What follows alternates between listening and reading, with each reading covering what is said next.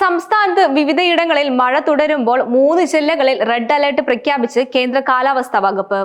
ഇടുക്കി, കണ്ണൂർ, കാസർഗോഡ് ജില്ലകളിലാണ് red alert പ്രഖ്യാപിച്ചിരിക്കുന്നത്. അതിതീവ്ര മഴയ്ക്കുള്ള സാധ്യതയാണ് പ്രവചിക്കപ്പെട്ടിരിക്കുന്നത്. തിരുവനന്തപുരം, കൊല്ലം, പത്തനംതിട്ട, ആലപ്പുഴ, കോട്ടയം, എറണാകുളം, തൃശൂർ, പാലക്കാട്, മലപ്പുറം, കോഴിക്കോട്, വയനാട് എന്നീ ജില്ലകളിൽ ഓറഞ്ച് അലർട്ടും പ്രഖ്യാപിച്ചിട്ടുണ്ട്. ഒറ്റപ്പെട്ട ഇടങ്ങളിൽ ശക്തമായ മഴയ്ക്കുള്ള സാധ്യതയാണ് പ്രവചിക്കപ്പെട്ടിരിക്കുന്നത്. മഴ ശക്തമാവുന്ന സാഹചര്യത്തിൽ സംസ്ഥാനത്തെ 9 ജില്ലകളിലെ വിദ്യാഭ്യാസ സ്ഥാപനങ്ങൾക്ക് ഇന്ന് അവധിയാണ്. കാസർഗോഡ്, കണ്ണൂർ, വയനാട്, പാലക്കാട്, തൃശൂർ, എറണാകുളം, ഇടുക്കി, കോട്ടയം, പത്തനംതിട്ട ജില്ലകളിലാണ് ഇന്ന് അവധി പ്രഖ്യാപിച്ചിരിക്കുന്നത്. പാലക്കാട് പ്രൊഫഷണൽ കോളേജുകൾ, അംഗനവാടികൾ, കിൻഡർ ഗാർഡൻ, മദ്രസ്, സ്വകാര്യ ട്യൂഷൻ സെന്റർ, CBSE ഉൾപ്പെടെയുള്ള വിദ്യാഭ്യാസ സ്ഥാപനങ്ങൾക്കും സ്കൂളുകളിലെ വെക്കേഷണൽ ക്ലാസുകൾക്കും അവധിയാണ്. പത്തനംതിട്ട ജില്ലയിലെ വിദ്യാഭ്യാസ സ്ഥാപനങ്ങൾക്കും ഇന്ന് അവധിയാണ്. അംഗനവാടികൾ, ട്യൂഷൻ സെന്ററുകൾ തുടങ്ങിയവയ്ക്കും അവധി ബാധകമായിരിക്കും. അതുപോലെ തന്നെ വയനാട് ജില്ലയിലും ഇന്ന് അവധിയാണ്. വയനാട് ജില്ലയിലെ വിദ്യാഭ്യാസ സ്ഥാപനങ്ങൾക്ക് ഇന്ന് അവധി പ്രഖ്യാപിച്ചിട്ടുണ്ട്. ജില്ലയിലെ അതിശക്തമായ മഴ മുന്നറിയിപ്പ് നിലനിൽക്കുന്ന സാഹചര്യത്തിൽ ട്യൂഷൻ സെന്ററുകൾ, മദ്രസുകൾ, അംഗനവാടികൾ, പ്രൊഫഷണൽ കോളേജുകൾ ഉൾപ്പെടെ എല്ലാ വിദ്യാഭ്യാസ സ്ഥാപനങ്ങൾക്കും കളക്ടർ അവധി പ്രഖ്യാപിച്ചു. റെസിഡൻഷ്യൽ സ്കൂളുകൾക്കും റെസിഡൻഷ്യൽ കോളേജുകൾക്കും അവധി ബാധകമല്ല. കോട്ടയം ജില്ലയിലെ വിദ്യാഭ്യാസ സ്ഥാപനങ്ങൾക്കും ഇന്ന് അവധിയാണ്. ശക്തമായ മഴ തുടരുന്ന സാഹചര്യത്തിലും മഴ മുന്നറിയിപ്പുകൾ നിലനിൽക്കുന്നതിനാലും ജില്ലയിലെ പ്രൊഫഷണൽ കോളേജുകൾ ഉൾപ്പെടെയുള്ള എല്ലാ വിദ്യാഭ്യാസ സ്ഥാപനങ്ങൾക്കും 2025 മെയ് 30 വെള്ളിയാഴ്ച അവധി പ്രഖ്യാപിച്ചിട്ടുണ്ട് കളക്ടർ. ജില്ലാ കളക്ടർ ജോൺ വി സാമുവൽ ഉത്തരവിൽ അംഗനവാടികൾ, അവധിക്കാല ക്ലാസുകൾ നടത്തുന്ന വിദ്യാഭ്യാസ സ്ഥാപനങ്ങൾ, ട്യൂഷൻ സെന്ററുകൾ, മറ്റ് അവധിക്കാല കലാ കായിക പരിശീലന കേന്ദ്രങ്ങൾ, സ്ഥാപനങ്ങൾ, മതപാഠശാലകൾ എന്നിവയ്ക്കും അവധി ബാധകമാണ്. മുൻ നിശ്ചയിച്ചിട്ടുള്ള പരീക്ഷകൾക്ക് അവധി ബാധകമല്ല. മഹാത്മാഗാന്ധി സർവകലാശാല മെയ് 30 നടത്താനിരുന്ന എല്ലാ പരീക്ഷകളും മാറ്റിവെച്ചതായി പരീക്ഷാ കൺട്രോളർ അറിയിച്ചു. പുതിയ തീയതി പിന്നീട് അറിയിക്കും. തൃശൂർ ജില്ലയിലെ കനത്ത മഴ തുടരുന്നതിനാൽ മുൻകരുതലുകൾ നടപടിയുടെ ഭാഗമായി ഇന്ന് ജില്ലയിലെ പ്രൊഫഷണൽ കോളേജുകൾ, കേന്ദ്ര വിദ്യാലയങ്ങൾ, CBSE, ICSE സ്കൂളുകൾ, അംഗനവാടികൾ, നഴ്സറികൾ, ട്യൂഷൻ സെന്ററുകൾ ഉൾപ്പെടെയുള്ള എല്ലാ വിദ്യാഭ്യാസ സ്ഥാപനങ്ങൾക്കും അവധി പ്രഖ്യാപിച്ചിട്ടുണ്ട്. മുൻകൂട്ടി നിശ്ചയിച്ച പരീക്ഷകൾക്കും അഭിമുഖങ്ങൾക്കും മാറ്റമുണ്ടാകില്ല. കാസർഗോഡ് ജില്ലയിലെ പ്രൊഫഷണൽ കോളേജുകൾ ഉൾപ്പെടെയുള്ള വിദ്യാഭ്യാസ സ്ഥാപനങ്ങൾക്ക്, കേന്ദ്രീയ വിദ്യാലയങ്ങൾ, ട്യൂഷൻ സെന്ററുകൾ, സ്പെഷ്യൽ ക്ലാസുകൾ, അംഗനവാടികൾ തുടങ്ങിയവയ്ക്ക് മെയ് 30, 2025 വെള്ളിയാഴ്ച ജില്ലാ കളക്ടർ അവധി പ്രഖ്യാപിച്ചിട്ടുണ്ട്. മുൻകൂട്ടി പ്രഖ്യാപിച്ച പരീക്ഷകളിൽ മാറ്റമുണ്ടാവില്ല. ഇടുക്കിയിലെ വിദ്യാഭ്യാസ സ്ഥാപനങ്ങൾക്കും ഇന്ന് അവധിയാണ്. ഇടുക്കി ജില്ലയിലെ മഴയും ശക്തമായ കാറ്റും തുടരുന്ന സാഹചര്യത്തിലാണ് നടപടി.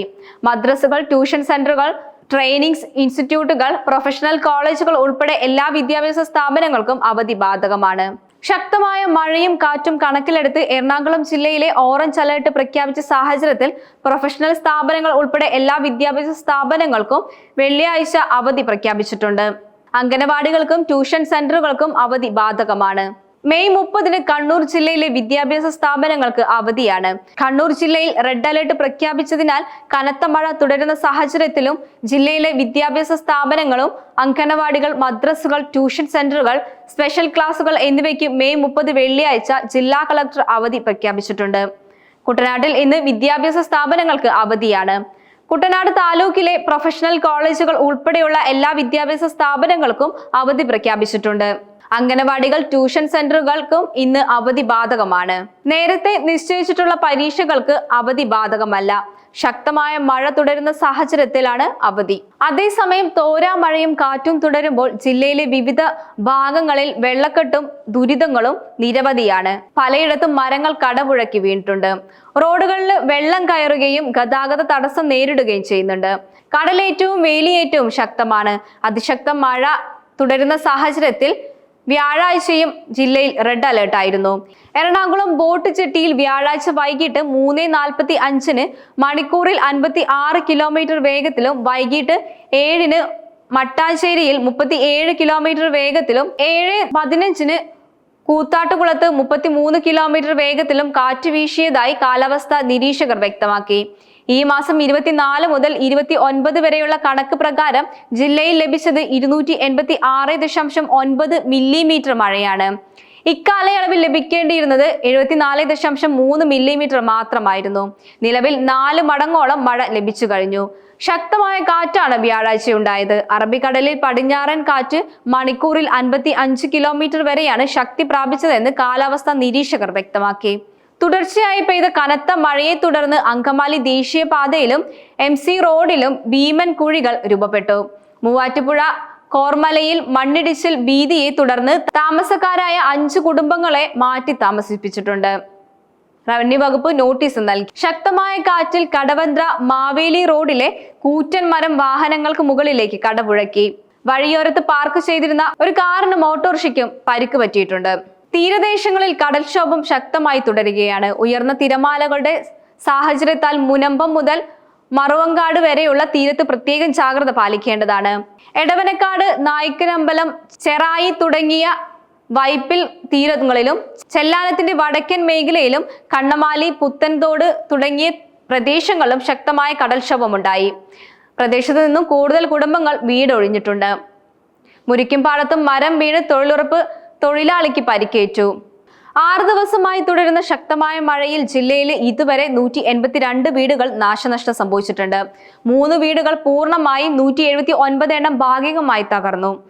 ആലുവ താലൂക്കിൽ 47ഉം കണയന്നൂർ 10ഉം കൊച്ചിയിൽ 28ഉം കോതമംഗലത്ത് 14ഉം കുന്നത്തുനാട്ടിൽ 30ഉം മൂവാറ്റുപുഴയിൽ 13ഉം പറവൂരിൽ 37 എന്നിങ്ങനെയാണ് ഭാഗികമായി തകർന്ന വീടുകൾ. കണയന്നൂർ, കൊച്ചി, കോതമംഗലം താലൂക്കുകളിൽ ഓരോ വീടുകൾ പൂർണ്ണമായും തകർന്നിട്ടുണ്ട്. പതിവ് പോലെ തന്നെ KSRTC സ്റ്റാൻഡും വെള്ളത്തിലായിട്ടുണ്ട്. എല്ലാ വർഷത്തെയും പോലെ മഴ ശക്തമായപ്പോൾ എറണാകുളം KSRTC ബസ് സ്റ്റാൻഡ് ഇത്തവണയും മുങ്ങി. കാന നിർമ്മാണവും മറ്റ് ചില പ്രവർത്തികൾ ആരംഭിച്ചെങ്കിലും മഴക്കാലത്തിന് മുമ്പ് പൂർത്തിയാക്കാൻ കഴിഞ്ഞിട്ടില്ല. ബസ് സ്റ്റാൻഡിന്റെ ഉൾഭാഗത്തേക്ക് കൂടി വെള്ളം കയറിയതോടെ യാത്രക്കാർക്കും ജീവനക്കാർക്കും വലിയ പ്രയാസമാണ് അനുഭവപ്പെടുന്നത്. പുതിയ ബസ് സ്റ്റാൻഡ് നിലവിലുള്ളതിന്റെ നവീകരണം എന്നീ പദ്ധതികളൊക്കെ ഇന്നും എങ്ങും എത്താത്ത നിലയിലാണ്. മാലിന്യവാഹിയായ വെള്ളമാണ് ബസ് സ്റ്റാൻഡിലും പരിസരത്തും ഇരച്ചു കയറുന്നത്. ഇത് വ്യാപാരികൾക്കും ഭീഷണിയാണ്, അതുപോലെ തന്നെ പൊതുജനങ്ങൾക്കും.